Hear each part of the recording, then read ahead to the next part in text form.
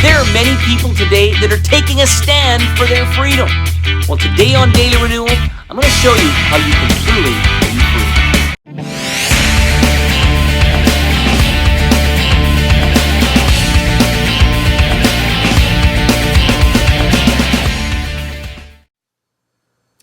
Right as I begin filming this particular episode, we are going through a phenomenon in Canada like I've never seen before. And you may have heard of the Canadian Freedom Trucker Convoy. A lot of the truckers in Canada, again, the nation that I'm from, have decided to take a stand against government mandates because they feel like their freedoms are being encroached upon. And so it made me think today, there's been many times in my life, and I'm sure in yours as well, where you feel like you're not completely free and you wish you could do something about it. Well, I can't necessarily do much about government mandates, but I can show you some of the things that when you become a Christian, that Jesus has made available to you or for you, so that you can truly live a life of freedom. And it's important to understand that. I remember what it was like to not really have true freedom in my life. There was times where maybe I thought I had freedoms in some areas, I got victory in some, but there was other times where I just felt completely handcuffed by either situations or people, or even in my own thinking. So today, I want to show you some of the things that, some of the benefits, the freedom benefits that Jesus has provided for us, specifically things that he's freed us from, but even more specifically, I want to talk about some of the freedoms that he's given us that we cannot experience outside of relationship with him. I'm Pastor Lyle, and welcome to Daily Renewal. If this is your first time tuning in with us, I just want to ask you to consider becoming a subscriber to our channel. And also, if you're getting benefit from our content, please like and share this video with anybody that you think that it will help. Well, again, this idea of freedom is something that I've seen in many different shapes and sizes. Again, it's amazing when you see when people feel like they're being pushed down or suppressed, how the human spirit, I guess you could say, often rises up and says, "I'm not going to take it anymore." And we're seeing this happen in Canada in regards to some of these government mandates. And there's a part of me that really is excited about the fact that you see that people, they do want to fight for their freedoms. But as much as it's exciting to see that people still have that intestinal fortitude to want to fight back. There's a part of me that also says, when this whole ordeal is done, there's going to be other things that try to suppress us. There's other things that will come back. I think of before this particular pandemic and before all these rules were made, there was still many people that were living in bondage to many other different things. And often when you have a cause, like the cause that many people are taking up right now, it can hide some of the things that were problems before that because you're focused on this cause. But when this cause is gone, we will go back to the place where we realize there's a lot of different things that are still holding us bondage. And so it's with that I want to just show a little bit today this idea of freedom in the eyes of how Jesus looks at us. And oftentimes when we look at the idea of becoming a Christian, people, we can try to explain to them that this idea of freedom is God's idea for all of us. It is his desire for us to be free. In Galatians 5:1, I want to start off today by looking at the Amplified Bible. This particular translation is a translation that, as I just mentioned, is amplified, so it kind of takes some of the words and extends them out to try to give a greater meaning.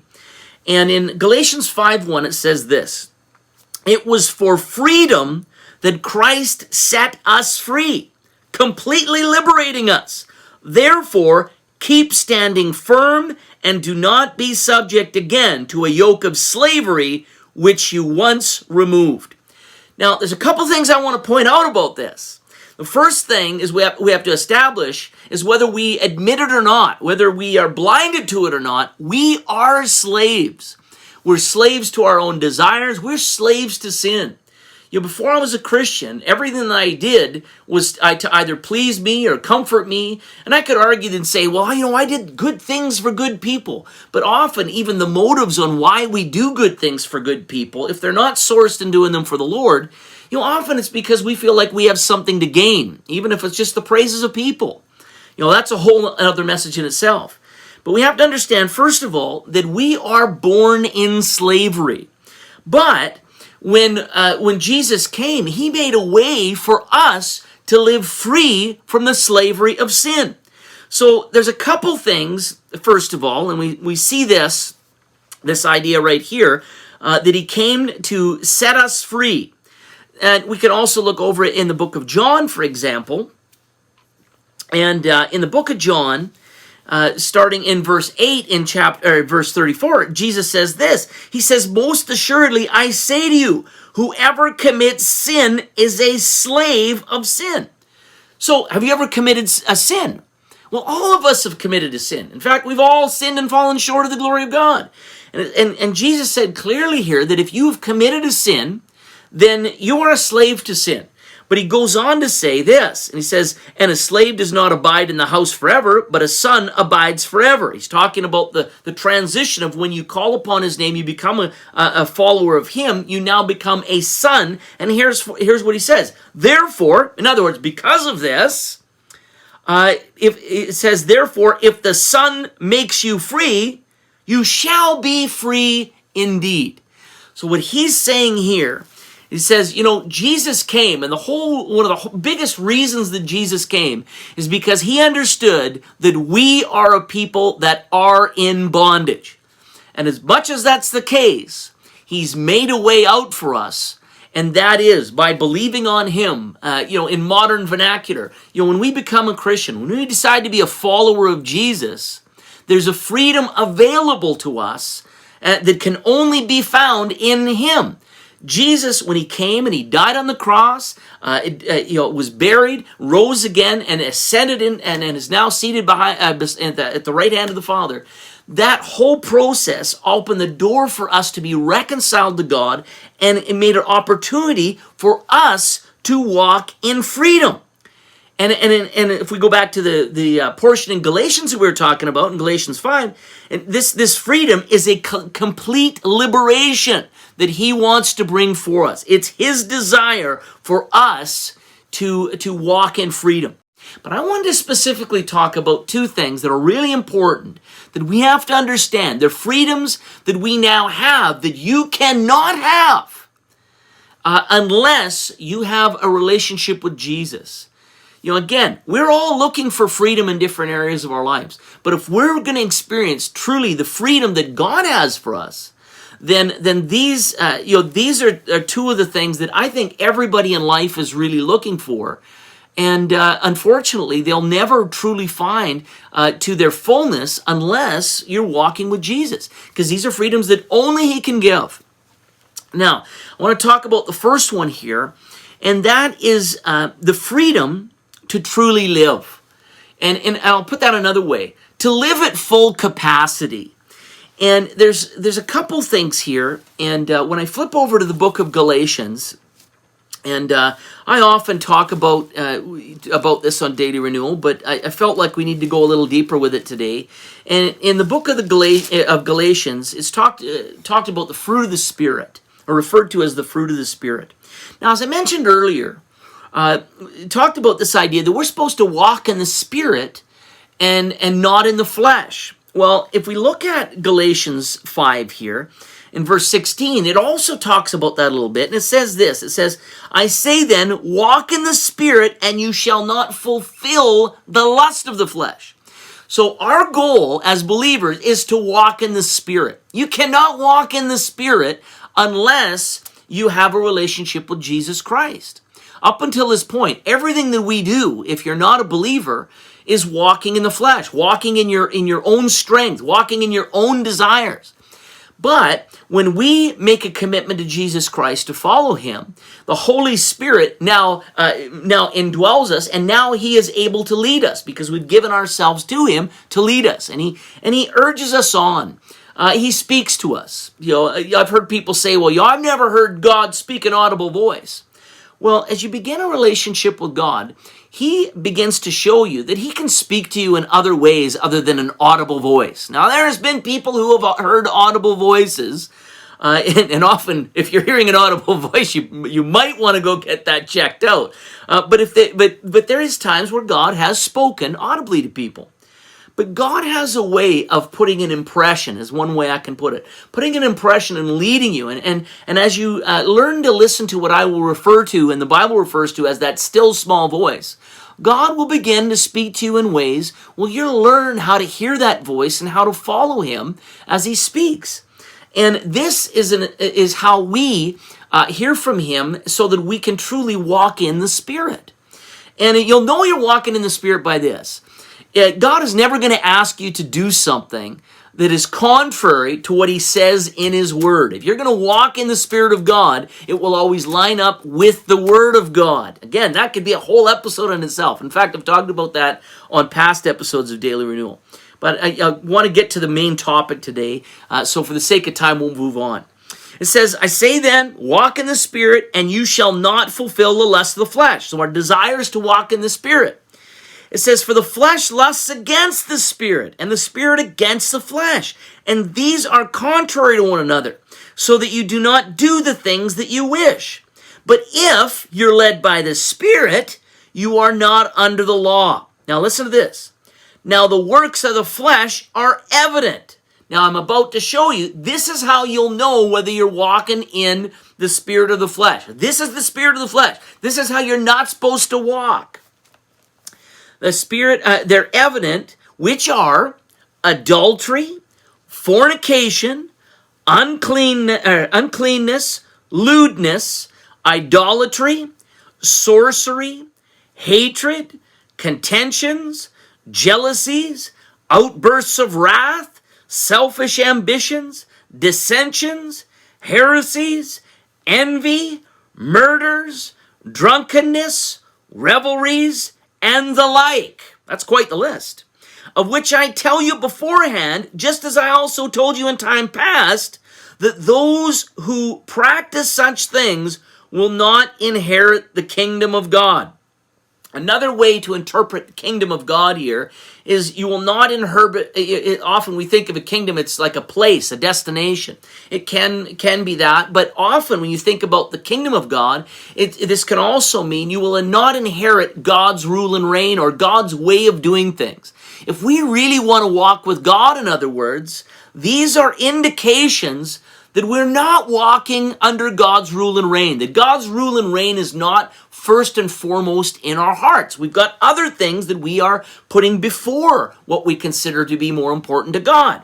So all of these things, I could go in great detail about these, and we have in former episodes, but I want to show you that all of these things, if you go through them, they all have to do with our own ambitions, our own lusts, our own thinking.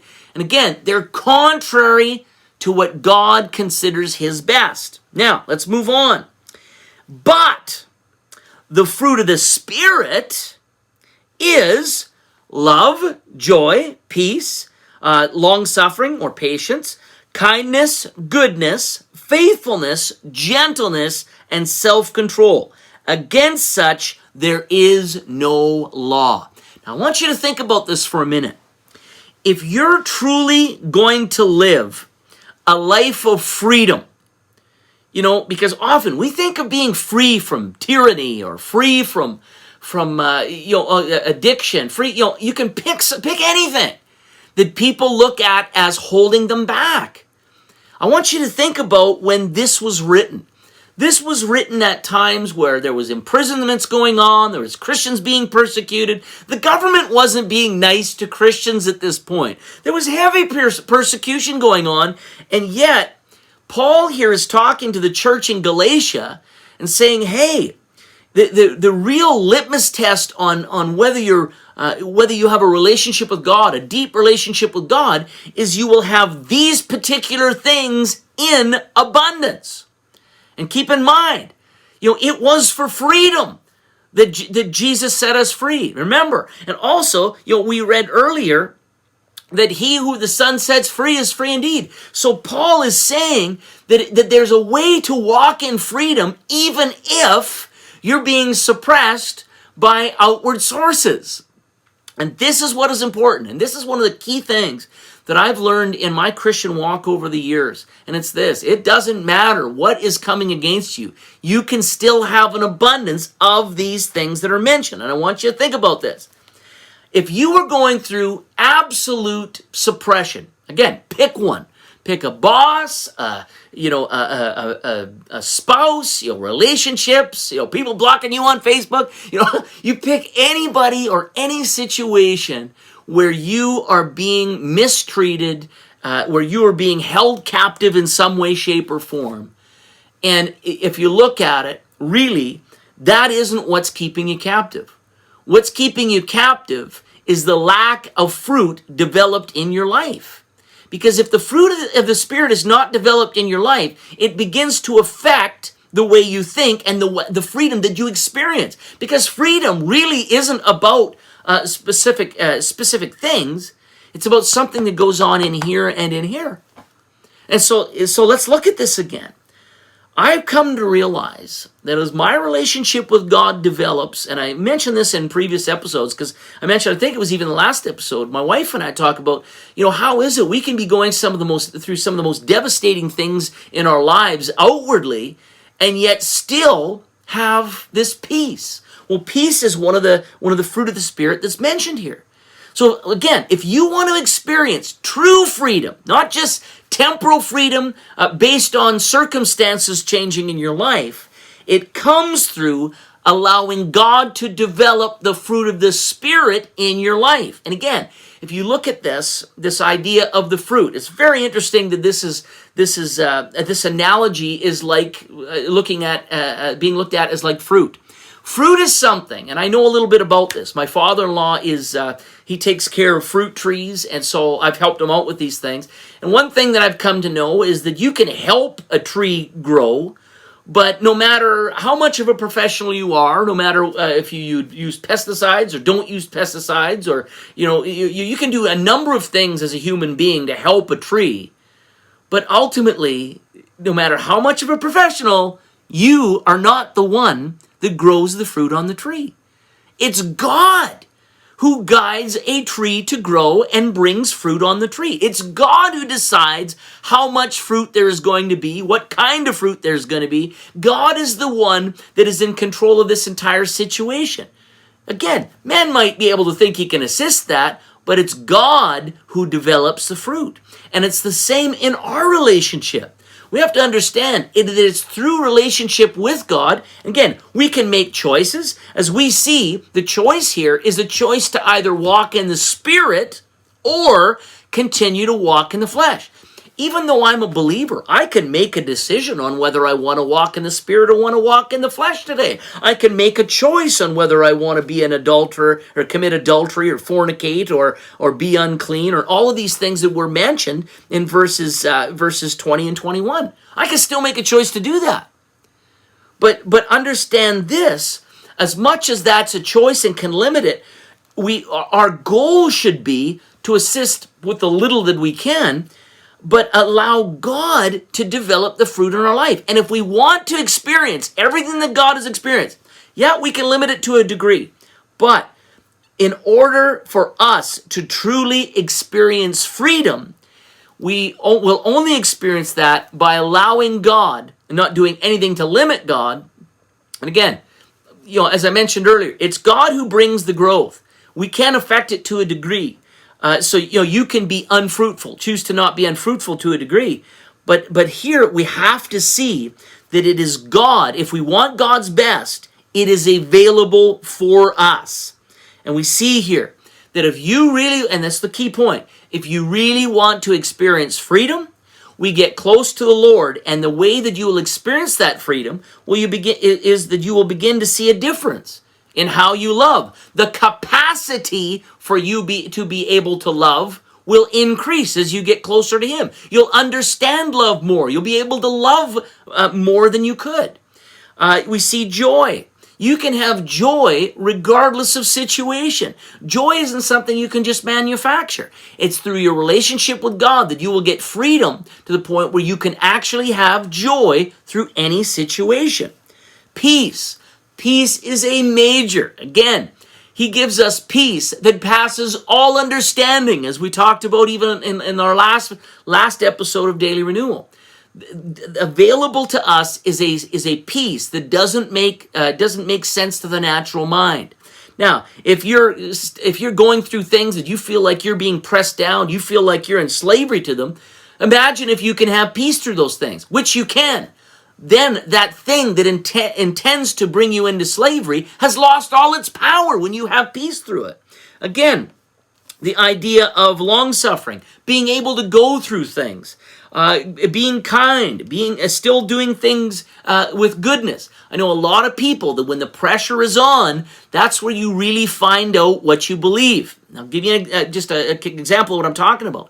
There's a lot of times where people think that their moral compass is maybe a little more accurate than others. You know, I'm a good person. Hey, when you're under pressure, that's the time when you find out whether there's cracks in some of the things that you believe or not. There's sometimes when you're tempted to do things. Example, you know, I'm somebody that often talks about the fact that, you know, God's not a man that he should lie. So one of the practices that I've tried to incorporate into my life is I go, you know what? I'm going to make a decision. I'm going to tell the truth, even when it hurts. And, you know, but there's some people that if you've got that as kind of a safeguard that I can lie as long as it protects me, well, then you've put in a safeguard that really is something that if you make a decision that lying's not something that is a good thing to do, and yet you've got an out that you'll lie if you're under pressure, well, that's an example of, there's times where you might compromise your own principles just to save yourself. There's times where we've got to be very careful and understand that having goodness developed in our life to the point where it's the way that we do things will not change based upon pressure is an example of the fruit of the Spirit being developed in our life. So let's go on. Being faithful. There's a lot of people say, oh, I'm faithful. Yeah, right up until there's something in your life that tests that and you find out that you weren't as faithful as you thought you'd be.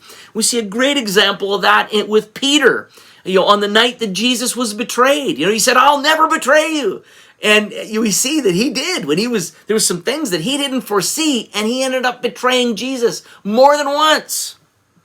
But, as we see here, this is one of the things that's developed, that when God develops this fruit in our life, we are going to experience freedom when we're tempted with some of these things that ultimately bring bondage. When Peter decided to betray Jesus, he had guilt and shame about it. Guilt and shame is part of the price that we pay when it's one of the bondages that come upon us if we don't deal with this properly with the Lord. So again, as we continue, gentleness, self-control. Self-control, we could do a whole episode on that. A lot of the reason that we are in bondage to things in our lives is because of our lack of self-control. You look at anybody who's trying to lose weight. I've been in situations like that. You're trying to do things with your eating. You make commitments. I'm going to exercise. And then all of a sudden something comes up and we decide to go to our comfort food. And that feels good at the time. But after you finish eating that cake or that whatever it was, you feel guilty. Once again, that bondage is upon us. As we develop our relationship with Jesus, it allows this fruit to be developed. Again, to a degree, we have a choice about this. But it's God's desire to develop the fruit of the Spirit in our life. Because as that fruit is developed, you become untouchable. And when you become untouchable, again, we see that you have true freedom. Nothing touches you. That's true freedom. Being able to go through any circumstance and not bow to it to the point where it has victory over you. This is one of the key things that Jesus did. This is one of the key reasons he came.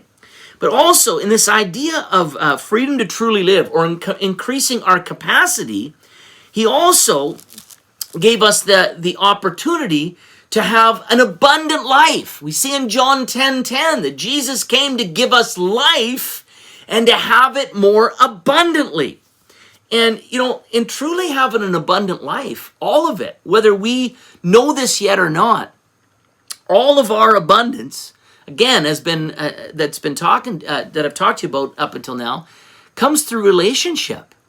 And for us, the idea that it's God's idea for you to have an abundant life, a life that is, again, free from guilt and shame, a life where you feel free, you feel like you're the things that you do are not going to hinder you for the rest of your life or even for eternity. It's a pretty big deal. Now, I want you to think about this for a minute.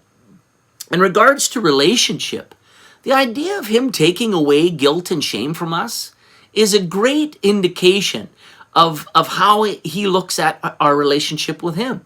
Let's remember, when Jesus died and again rose on the third day, as I mentioned earlier, the whole situation that happened on the cross was to bring us that freedom so that we could still live and understand that there's a God that not only paid for our past sins, but he paid for the sins that we are, the sins in our present day, and even the sins of our future. He knows all of the things that you're going to do, friend. He knows all the sins that you've committed. And the great part about it is, if we're truly going to live an abundant life, we have to live knowing that no matter what we do from this point on, it's not going to negatively affect how Jesus looks at us. Now, I want you to think about this, friend. There's been many times in your life, I guarantee, where you've done something wrong or somebody perceived that you did something wrong. And as a result, the way that they looked at you, the way that the relationship went with you was not something that, for some, it went a direction that you look back and you go, well, I didn't think that would happen, or I wish that hadn't happened. There's maybe friends you look at and right now you're saying, well, I'm kind of glad it happened because if they weren't, if they're going to leave over that, I get it. But see, for all of us, we have to understand that often, our value, how we feel about ourselves, whether, in regards to shame and condemnation, there's times where we may even second guess how people feel about us. And there's times where we even do things and maybe even do things we wouldn't normally do because we either want to please people or whatever it is. Well, here's the great part about the freedom that Jesus gives us. He already knows all the sins we committed. He knows the sins we may be committed today, and he knows the sins we're still going to commit. And he says, I want you to understand this. I know them better than you do, and yet the sin that you commit doesn't make the divide between you and I any deeper. I've chosen to love you. I love you no matter what you do. I want you to know I love you. Now, when you have a relationship that you know isn't going to be disturbed, that you know somebody's not going to change their mind about you based on some of your actions, because let's face it, we all screw up.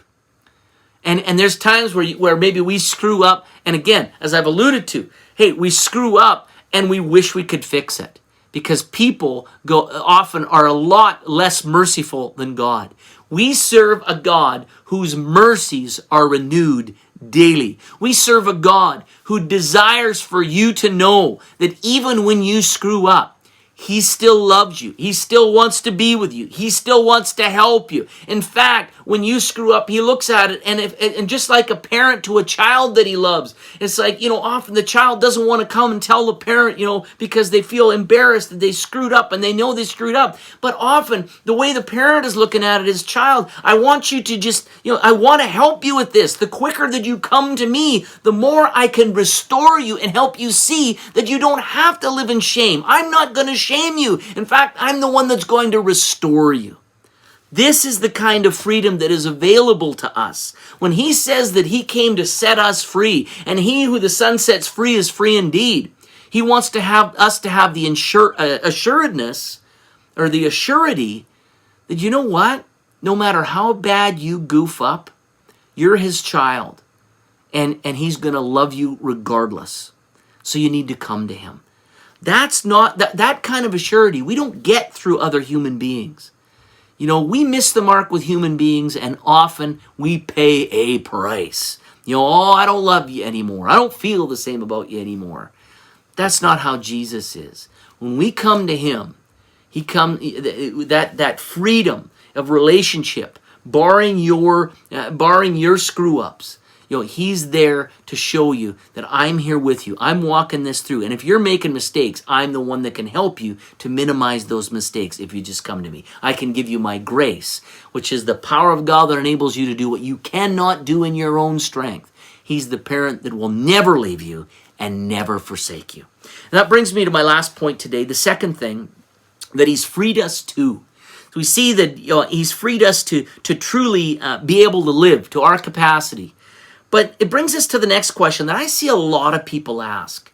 I've heard people say, why are we here? What's this life about? And, I sought answers to this question for many years before I was a Christian. And I think a lot of the reason why I was asking this question is because God was setting me up because he knew that he had the answer to it. But it became such a big deal to me.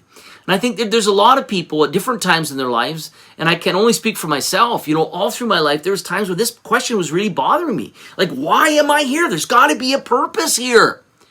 And we can see here, if we read if we read in Ephesians, the book of Ephesians, chapter 2, we see here that Paul is talking to the church in Ephesus in chapter 2, starting in verse 8. He says, "For by grace you've been saved through faith, and not of yourself, it's the gift of God."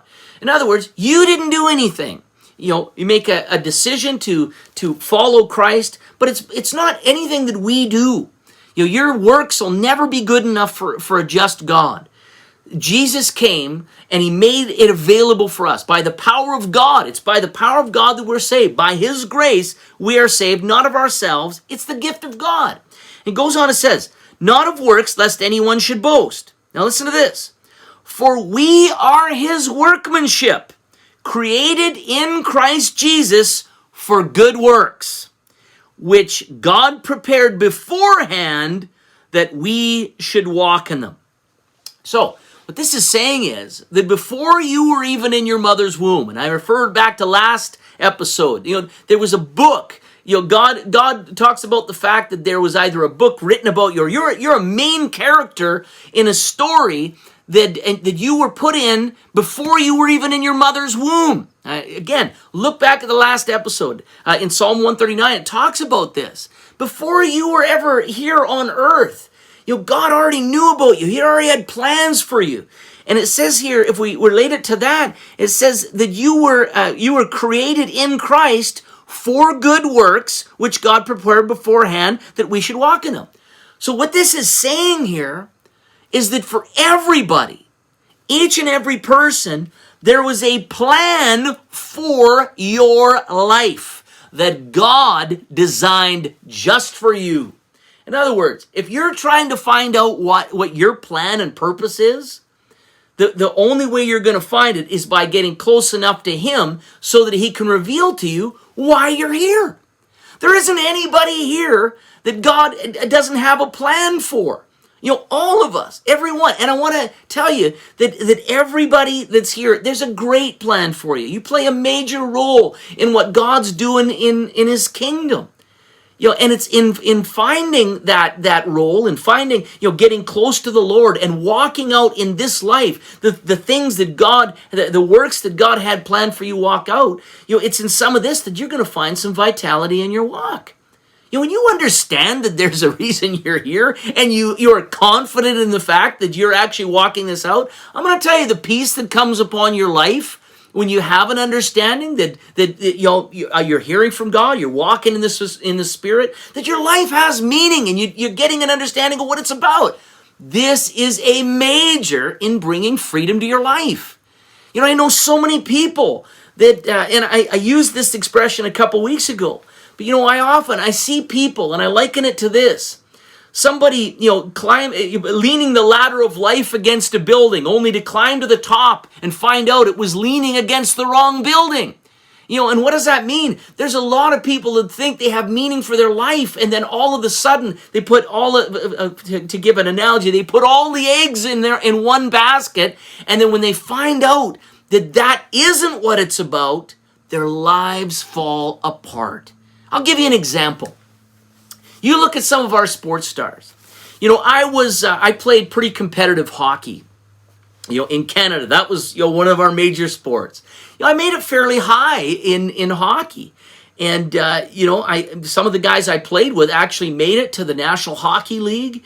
I had connections through that. I didn't make it that far, but, there was a time where that was what I was going to be. That was my purpose in life. And I'm going to tell you that when that, all of a sudden, when that was, and I'll use the words taken away, at that time I wasn't really a Christian. I prayed and I thought God was real, but I had a real sour taste in my mouth because I had what was termed as bad luck. Everywhere I turned, it just seemed like everything would go wrong at the wrong time. I couldn't get any breaks. And I felt at the end that had something to do with God. That God had didn't like me, or had, he was mad at me because of things. It really started playing with my head. And but when I look at my life there, God has since then, He's shown me some different things. But I say all that to say this: all the eggs in my basket were all geared towards being an NHL hockey player. Now I want you to think about this for a moment. You pick almost any major sport, all right? The average lifespan of a human being, let's say 70 to 80 years old. But when we look at any of these sports stars, the goal in their life often comes to an end at 37. 37 is old for a lot of players in a lot of different sports. If you make it to 37 years old, you're a veteran player. You're near the end of your career. But yet you don't ever see or hardly ever see like a 70-year-old star in a major sport. And so I want to paint the picture for you. In our culture, often we look at it as, if I can just make it to the NBA, if I can just make it to the NHL, if I can just make it to Major League Baseball. Even if you do make it, and that is your goal in life, your career is over before your life is halfway done. Now, what happens to a lot of those guys? They make it to the top. I've known many athletes that make it to the top of their sport, and they're legends from that day on. But you talk to them, and almost all of them spend more time talking about their past glories. And for a lot of them, there's different things that start working in their head about, I remember when it was like this, and depression can set in because they're not the same person. Their notoriety wanes. There's other stars that come up behind them, and they're no longer known anymore. So they've spent, the first half of their life trying to get the top, only to get to the top and have the other half of their life where none of it would probably make sense, unless they find Jesus. But a lot of them, they're trying to find out what this is all about. Because, with a lot of the things that we look at as culture, as far as making it, as far as, making it to the top, being the best there is, a lot of times these things are empty at the end, or leave us empty. And so I want to leave this with you today. This idea of truly finding purpose, the reason that God brought us here. This is the key to living in freedom for the rest of your life and into eternity. Now, we might see some sports stars now that feel like they're real free. But if you do an analysis, a lot of these people that maybe were people that we've idolized over the years as being these great people, a lot of them, they don't have good endings. A lot of them end with no money, no friends. I mean, not all of them, but there's a lot of them, I guarantee, that go through some of these times where they wonder, why am I here now? What's my life about now after I'm done with the one thing I tried to attain and I finally attained it? Now that I'm there, what's next? And that, my friend, can leave you empty, and that can truly bring somebody into a bondage that maybe they've never experienced before. Well, I hope you're encouraged today. I hope you're experiencing freedom in your life. And if you're not, know this, that the way to true freedom is through Jesus, developing your relationship with Him so that can increase your capacity, but also, finding that true fulfillment, that purpose on who you are and why he's created you, when you seek him and he begins to show you that, there's nothing, my friend, that can put you into bondage again. Well, I hope you got something out of that today. If you did, I just want to ask you to consider again to becoming a subscriber to our channel. Also, like and share this video with anybody that you think that it would be help to. Also, if you desire to help our program financially, please see the links below. Well, I really enjoyed our session of Daily Renewal today, but until next time, God bless you and have a great day.